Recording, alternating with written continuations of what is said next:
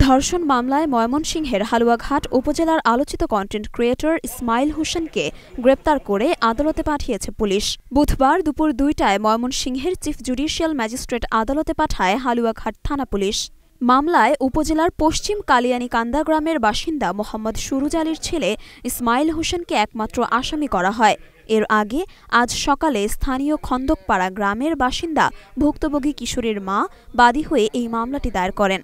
হালুয়াঘাট থানা পুলিশের ভারপ্রাপ্ত কর্মকর্তা মোহাম্মদ মাহবুবুল হক ঢাকা পোস্টকে এসব তথ্য নিশ্চিত করেছেন।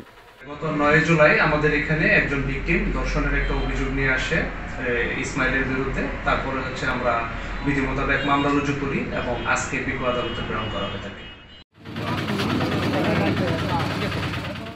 মরিয়ম মিম, ঢাকা পোস্ট।